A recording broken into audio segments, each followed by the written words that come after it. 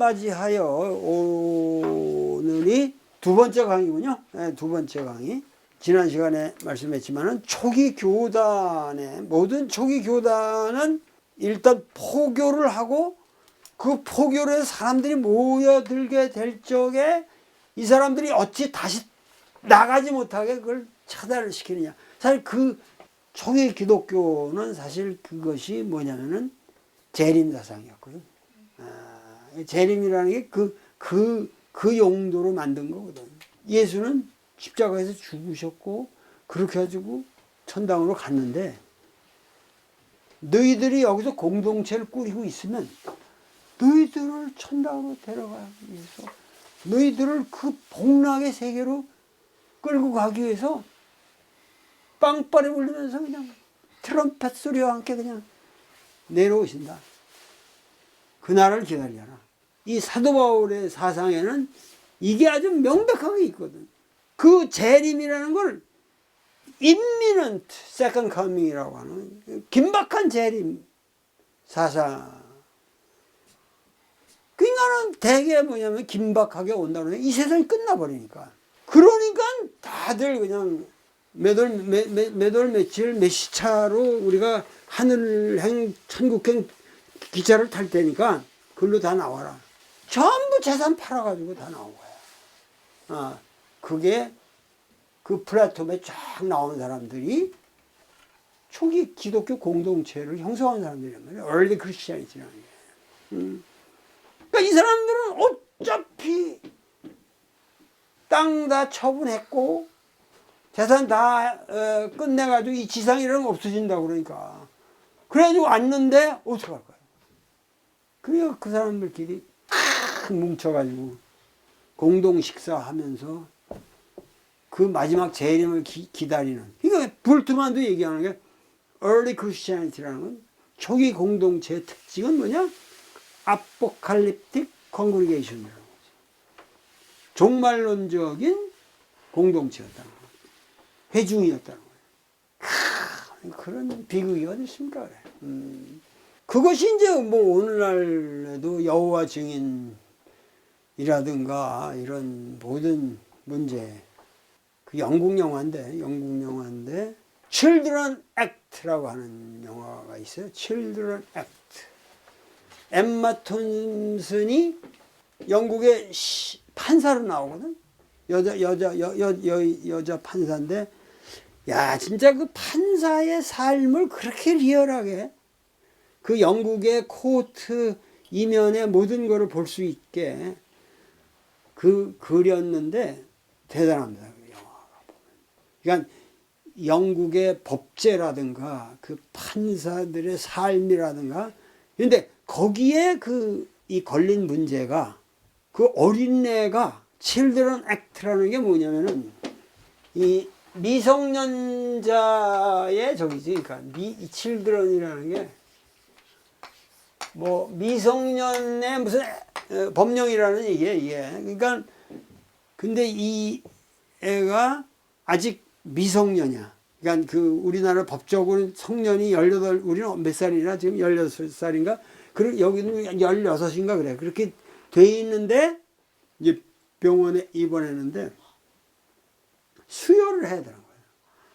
수혈을 해야 되는데 여호와 증인이야. 절대 수혈 안 된다. 죽는다 그러니까 하나님 나라로 가는데 뭐 걱정이야.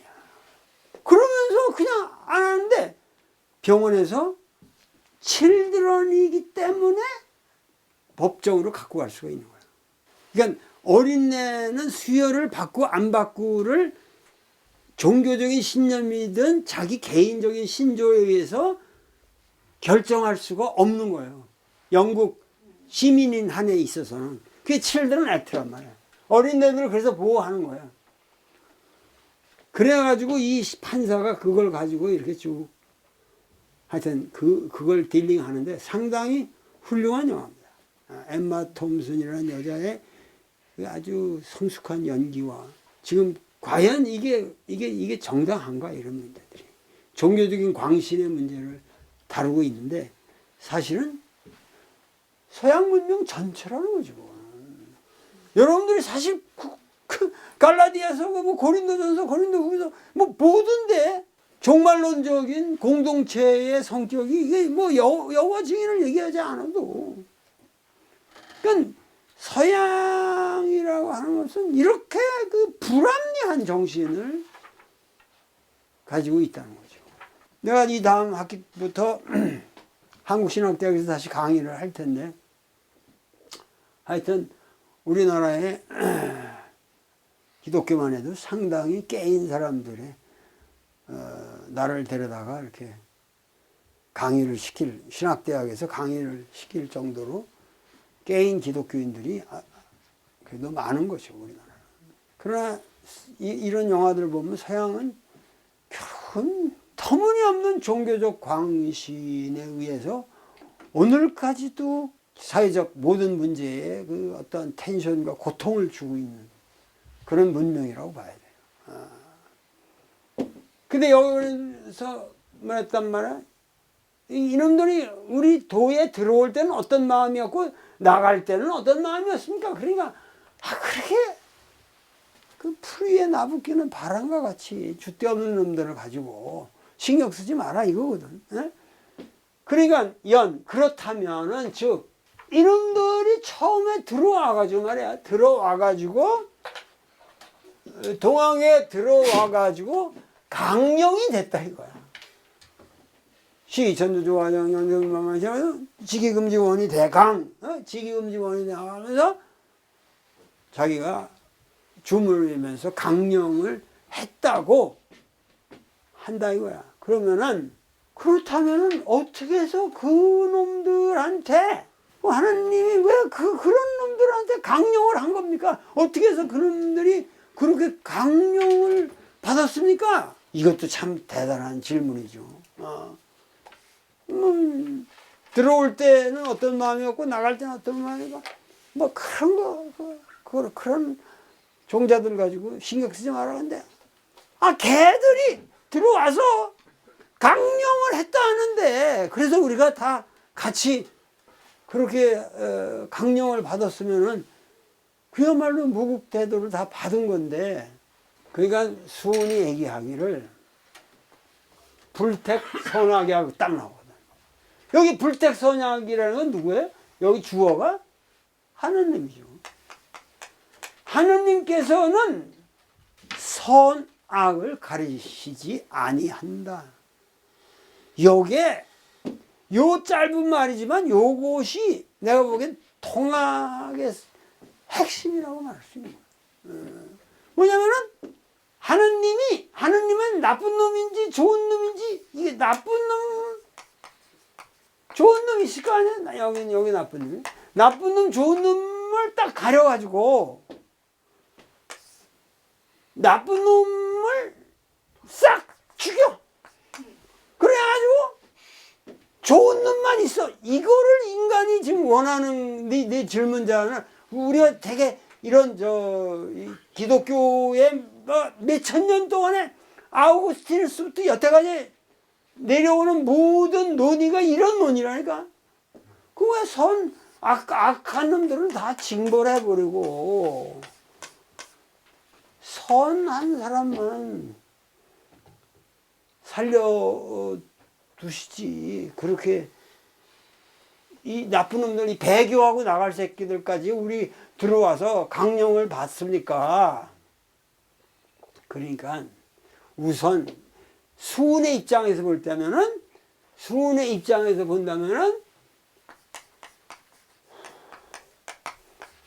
선악을 구분지어서 악을 뭐라고 선을 살린다고 하는 것 자체가 이게 하느님이 할 짓이 아니에요. 이게 불가능하다 이게. 우선 인간의 선악이라고 하는 것과 하나님이 보는 선악은 근원적으로 다를 수 있는 거야. 그러니까 선인이다 악인이다고 너희들이 말하고 있는 이것은 너희들의 주관적 상태에서 나오는 판단일 뿐이다 거예요. 저놈 나쁜 놈, 저놈 좋은 놈.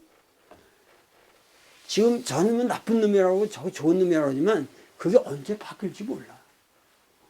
그리고 저놈이 좋은 놈이라는 거의 데피니션이 뭔지, 그 정의가 뭔지, 저놈이 나쁜 놈이라는 게 뭐가 나쁜 놈이지, 이건 몰라. 그러니까는 하느님이라고 하는 것은 우리가 생각하는 악인과 선인을 구분해서 택하지 아니하신다. 이것이 말이죠. 내가 보기에는 서양의 어떤 종교도 따라올 수 없는 명료한 수운의 판단이 나오는 겁니다. 그러니까 선인과 악인을 구분하지 아니하신다. 그걸 택하지 아니하신다. 근데 사실은 예수도 똑같이 얘기한 거거든요. 마태복음 5장 45절, 내 책의 147편 제일 아래 단에 보면은 하느님은 그 햇빛을 악인과 선인을 불분하고 다 같이 비추게 하시며 비를 의로운 자와 불의한 자에게 똑같이 내리시옵니다. 같이 걸어가는데 이 새끼 악한 놈이라고 해서 비가 안 내리고 이런 거 없단 말이야. 햇빛이 쬐는데 악한 놈한테는 빛이 안 가고 선한 사람에게만 빛을 준다. 그런 게 있을 수 있냐는 거야. 그러니까 우리가 산다고 하는 세계라고 하는 이 세계라고 하는 것은 그런 식의, 그러니까 모든 것이 지금 선악 문제라고 하는 것이 아주 해결하기 어려운, 아주 왜 허리 생각하느냐. 고통받는 사람들이 하나님이 계시다면 왜 내가 이렇게 고통을 받느냐. 내가 선하게 살았는데 왜 내가 고통을 받느냐. 이런 문제에 대해서 수는 아주 깊은 고민을 했어요, 이 사람이. 근데 결국은 불택선악이라는 거지. 하느님은 불택선악이라. 선한 자와 악한 자를 가릴 수 없다. 노자에게도 그런 논의가 있단 말이에요. 여기 우리 노자 49장 360페이지 보면 그런 거 있잖아요. 여기 보면은 성인은 무상심하고 성인은 고정된 마음이 없다. 그래서 백성의 마음으로 그 마음을 삼을 뿐이다. 그러면서 선자 오선지, 선한 사람은 나는 선하게 대하고 불선한 자라고 할지라도 나는 또한 선하게 대한다. 오역선지라고 그랬거든요. 62장에 도자 만물지요. 도라고 하는 것은 만물 속 깊은 보금자리요. 선인지 보인 동시에 불선인지 소보라. 좋은 사람의 보배며 좋지 못한 사람. 그러니까 여기 불선인에게 있어서도 이 도를 떠날 수가 없는 것이다. 그러니까 여기 노자만 해도 벌써 선과 악을 나누지 않고 뭐라 그랬죠? 선과 불선만을 얘기하는 거죠. 선과 불선만을 얘기하는 거죠. 그러니까 우리가 선악의 문제를 가지고 이 종교적 진리를 얘기하는 모든 논의의 설정 자체가 유치하다 이런 얘기지. 그런 말이 그게 잘못된 것이라는 거죠. 그러니까는 입도 우리 도에 들어오는 것과 배도 그거를 배반하고 나간다는 것을 기준으로 해서 저놈이 선하다 악하다 말할 수는 없는 것이다. 그런 거 가지고 인간의 선악을 얘기할 수 없는 것이다.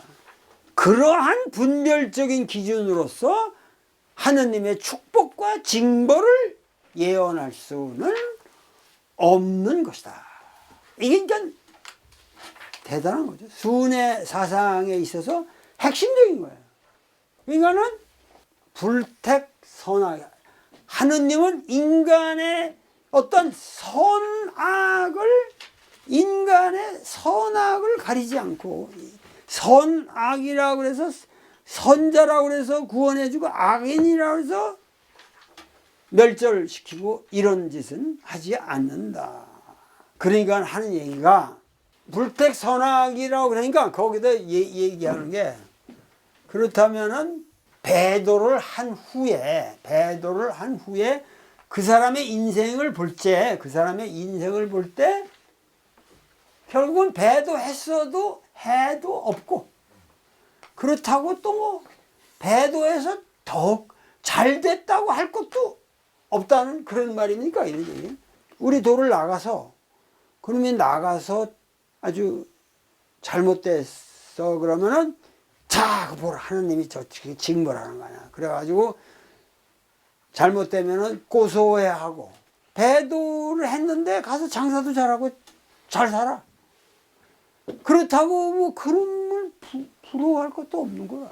그러니까 결국 그 배도라고 하는 것이 그 사람의 삶에 해도 없고 덕도 없다는 말입니까? 배도를 뭐 입도를 하나 배도를 하나 특별히 무슨 하느님의 징벌도 없고 우리가 그들에 대해서 뭐 특별한 이렇게 판단을 내릴 것이 없다는 그런 말입니까? 그러니까 말씀하는 게 뭐냐면은 요순의 세상에서는 연임금, 순임금의 세상. 그러니까 그저께 이재명 씨하고 내가 대담을 하면서 결국은 이 농촌만 바른 방향. 그러니까 지금 대한민국의 가장 난해한 문제가 사실 농촌의 문제고 이게 서울의 아파트 값의 문제가 아니라 농촌의 문제거든. 아파트 값의 문제가 결국은. 그리고 애들의 출산을 안 하는 것도 그게 농촌의 문제예요. 다 농촌 인구를 내쫓아서 전부 도시로 보낸 데서 오는 문제들 아닙니까? 그러니까 그런데 그걸 해결하면 뭐야 봐. 이재명이 연임금, 순임금이 되는 거죠. 뭐 이재명 아니라도 누구나 그런 정치를 하면 그게 요순지세예요. 그러니까 연임금, 순임금의 세상에는 편안히 도시에 있는 사람보다 훨씬 더 자족한 삶을 살 수 있는 편안하고 훌륭한 농부들이 사는 세상. 그게 뭐겠어? 그게 요순지세라고. 그게 요순지세야. 사실 우리나라 농민들이라고 하는 거는 요즘같이 뭐 돈 벌기 위해서 뭐 대농하고 이런 게 아니고 옛날에 우리가 시골에서 초가집에서 노인들, 농부들 보면은 얼굴부터 그 사람들의 심성부터 그거는 성철 스님이 문제가 아니거든. 다 도인이고 다 해탈인이고 다 성인이에요. 그 사람들이. 정말 성인이거든. 그러니까 여기 말하는 게 아주 간단하게 요순지 세상에는 누구라도 이재명 후보가 얘기한 대로 그거를 다 실천하는 사람들에 의해서 그런 지도자가 다스리는 세상이 되면은 뭐야? 그건 백성들이 다 요순이 된다 이거야. 모든 사람들이 요순이 되는 거야. 요순이 되는 거야. 이러한 그러니까 우리가 살고 있는 이 세상의 운이라고 하는 것은 그 세상과 그 세대, 그 연임금, 순임금이 만약에 이 세대를 다스리고 있다면 그 세상과 더불어 동귀한다 이게. 더불어 여기 동귀일체란 말도 여기 같은 맥락인데 이 세상의 운이라고 하는 것은 이 세상과 더불어 같이 돌아간다. 그 무슨 얘기예요? 결국은 인간의 그 선악이라든가 이런 문제는 결국 한 개인이 선하고 악하고 뭐 이런 문제가 아니라 그 시대를 지배하는 정신에 따라서 그 개인의 이것도 불가분의 관계를 맺는다 이거예요. 그러니까 지금 우리가 나만 해도 지금 왜 농산어촌을 댕기겠어요? 그 어려운 개벽 대행진을 왜 하겠어요? 그러니까 나 혼자는 내가 얼마든지 잘 살 수 있죠. 그리고 행복하게 살 수 있지만은 여기 사세지 운이라고 내가 사는 세상의 운이라고 하는 거는 그 세상과 더불어 같이 돌아가는 거라 이거야. 같이 돌아가는 거라 이거야. 그러니까 내가 개인으로 잘한다고 그래서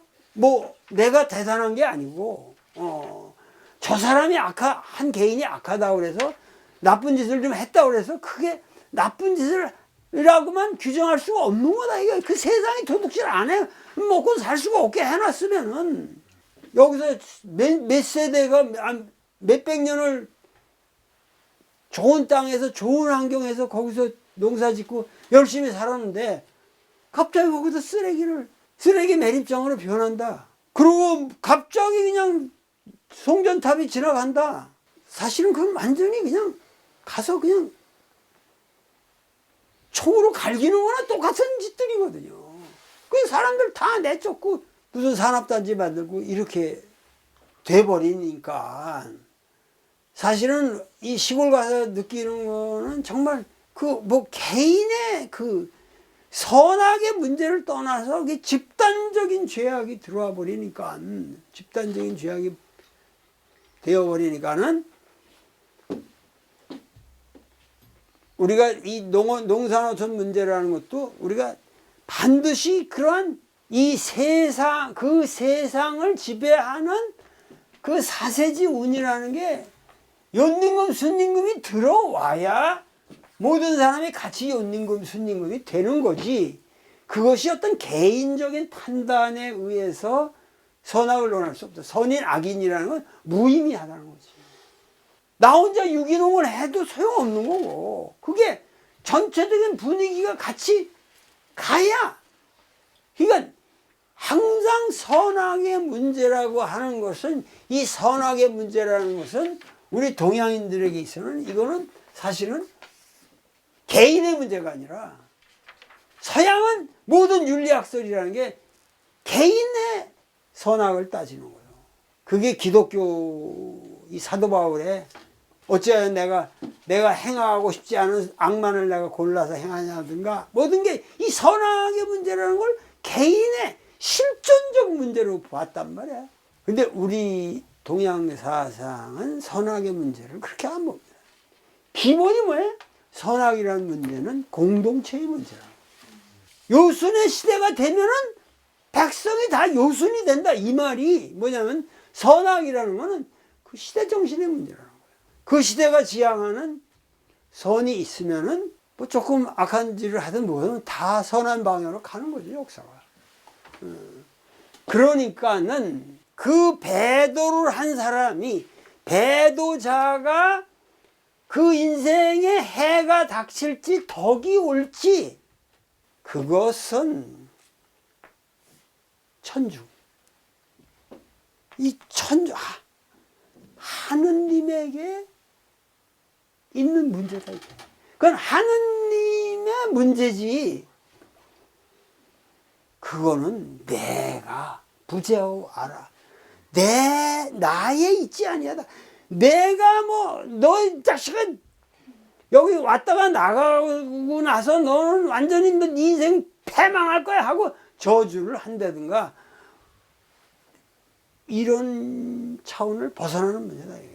그거는 그놈이 어떻게 될지, 해가 될지 덕이 될지 그것은 그가 모시는 하느님과의 관계에서 이루어지는 문제지 나에게 있지 않냐다. 내가 판단할 문제가 아니다. 수호는 이렇게 말씀하는 거예요. 내가 판단할 게 아니다. 그러니까 여기 굉장히 이 배교의 문제 하나 가지고 이렇게 굉장히 서틀한 아주 미묘한 이거를 계속 하는 거예요. 그래서 일일이 하나하나 그 배교한 놈들이 동기라든가 여러 가지 모르면 그 마음 상태를 규명해봐. 구는 탐구한다는 거 아니야? 일일이 하나하나 개별적으로 저놈이 왜 나갔지? 저놈이 나가서 뭐라고 댕기지? 그런 걸 다 일일이 조사해 봐가지고 그렇게 저런 놈들은 반드시 해가 끼쳐서 망하게 돼 있어 하고 그런 구라를 쳐봤자 그 해가 반드시 그 몸에 미친다. 이것도 도저히 그것은 우리가 알 수 있는 게 아니다. 과연 개들이 배도를 해서 나가서 망할지 흥하게 될지 걔들 사이콜로지를 여기 사이콜로지를 다 하나 다 조사해서 저런 놈한테는 반드시 저런 재앙이 그런 몸에 미칠 것이다. 그럼 미상이 모른다. 말이 안 된다. 그런 거를 우리가 판단할 수가 없는 것이다. 미상이라는 얘기. 미상지지라. 그런다면은 그러한 이와 같은 인간이 향복이라 복을 누리게 될지 어떨지 이런 거는 남들에게 들려줄 바도 아니요. 그런 거를 가지고 주제를 삼아서 남들에게 야 저놈이 우리 도를 떠나가지고 봐라 마음이 비틀어져가지고 어떻게 하더니 자식 결국 망하고 망조가 들고 말았다. 이렇게 말할 것도 불가사문어 타인이라고 했어요. 남들에게 그런 얘기를 들려줄 것도 없고 그런 것을 그대들이 나에게 물을 것도 아니라 저놈들이 이렇게 했으니까 결국 나가서 저놈들 망하게 되지 않겠습니까? 그렇게 나한테 물을 바도 아니요? 비하지 소관이야. 근원적으로 내가 관여할 바가 아니다. 그런 새끼들이 어떻게 될지 내가 영어로 말해서 who cares? 응? 그야말로 내가 뭐 때문에 그런 거 가지고 너희들한테 얘기를 하냐. 그런 지저분한 얘기들을 일체 하지 마라. 인류 역사상 종교를 개창한 사람의 입에서 이 배도의 문제에 대해서 이렇게 심각한 고민을 하고 이렇게 자세한 그러면서도 이렇게 솔직하고 이렇게 오픈하고 하등의 종교적인 규제가 없는 이런 메시지를 남긴 것은 없습니다. 모든 종교는 한번 들어가면은 여러분들 교회 나갔다가 교회 안 나가려면 괜히 죄인이 되는 것 같고 뭐 가슴이 쫄리고 동학은 일체 그런 게 없었어요. 그럼에도 불구하고 자발적으로 그 많은 민중이 동학에 헌신을 했던 거죠. 지금은 그것이 종교적인 형태로 발전하기에는 너무도 많은 문제를 갖고 있기 때문에 오히려 현대사회야말로 이래야 되는데 현대사회는 점점 더 종교를 가지고 쪼여가잖아. 쪼여가고 헌금을 강요하고. 그런데 이 동학처럼 이렇게 그야말로 자유주의적인 종교는 없습니다. 배도자들에 대해서 얼마든지 그것은 뭐 배도를 하는 것은 그 사람의 문제고 그 사람을 벌을 줄지 배도를 했으니까 너 나쁜 놈이다. 나는 그 놈들을 나쁜 놈이라고 규정할 수도 없다고 생각하고 그것에 대해서는 하느님의 소관이지 나의 소관이 아니고 그대들이 그렇게 지저분한 문제를 나한테 갖고 와서 묻지도 말고 나는 그런 거 관여할 생각도 없다. 이 수은이라는 사람이 도달한 경지가 얼마나 궁극적인 종교적 진리에 궁극까지 간 사람인가. 그 얼마나 자신이 있었던 사람인가. 20세기에 우리 민족은 이 동학이 있기 때문에 오늘까지도 21세기인 오늘날까지도 종교적 도구마를 강요하는 일체의 집단은 사기 집단이다. 이렇게 여러분들이 아셔야 되는 겁니다. 19세기 중엽에 이미 최수는 이러한 문제에 대해서 명료한 답안을 내렸다. 교회를 가는 것도 자유요. 가기 싫으면 안 가는 것도 하나님의 축복이요. 교회 가서 연보 낼 돈을 가지고 버스 타고 북한산 올라가는 것도 여러분들에게 위대한 예배가 될 수 있는 것입니다. 그렇기 때문에 일체 종교라고 하는 것은 들락날락하게 신경을 쓰지 말아야 된다는 거예요.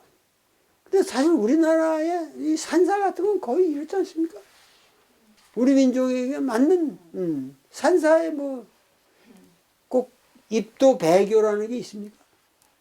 가고 싶으면 가고 가끔 가다 스님들 좀 힘드시는 것 같으면 시주 좀 해서 좀 여유 있으면 돈 내놓고, 그렇지 않으면 그냥 밥이나 얻어먹고 오는 거고. 이런 오픈 시스템이 무슨 이게 특별한 게 아니란 말이지. 수은 시대에도 이미 종교적 관행이 이렇게 아름다웠다는 얘기입니다. 그런데 오늘날 우리나라의 이 엉터리 신흥 종교들의 이 집단이 날치는 이런 개 같은 정말 종교 문화가 이렇게 퍼진 것은 오로지 기독교 탓입니다. 우리 민족은 이런 종교가 없었어요. 무당도 돈 주고 그냥 굿하면 끝나는 거지. 무슨 그 무당하고 우리가 뭐 무당을 안 믿는다고 뭐라 합니까? 뭐라는 겁니다. 효험이 있으면 많은 거고, 작두 타고서 뭐 하고 뭐 하면 그냥 가르치면 뭐 후련했다가 그런 거 많은 거지. 생각해 보세요. 지방에 뭐 구슬한다는 것도 그렇고, 농악을 치는 것도 그렇고, 모든 게 그렇지 않습니까? 오늘날 이렇게 우리나라 종교 문화가 사기성으로 된 거. 그냥 지금 웬만한 교단 집단 같은 데 보면 그냥 집 팔고 그냥 여자가 남편하고 이혼하고 저기 하면 그런 거 다 도와주고 말이야. 그래가지고 교단을 만들고 돈을 그냥 긁어 모으고 그런 돈으로 대학을 만들고, 이런 사기성의 문명에 우리가 익숙해가지고 정치조차도 지금 태극기 부대가 날치고 있는 이 문명이 되고 있는 거예요. 그러나 분명히 올해 제가 생각하기에는 그런 도구마에 의한 권력 형태는 우리가 허락할 수가 없는 겁니다. 그렇게 하고 여기서부터 우리가 정신 차려서 잘 흐름을 잡아가면은 우리 민족의 대운이 반드시 올 것입니다. 여러분들은 신념을 가지고 동학이 지금 말하고 있는 이러한 모든 진리에 대해서 마음을 열고, 여러분들이 올 1년은 정말 중요한 해이기 때문에 이 시기를 통해서 우리의 모든 어려움을 극복하고 새로운 그야말로 개벽의 시대가 오기를 바랍니다. 오늘 강의는 이것으로 끝내겠습니다. 감사합니다.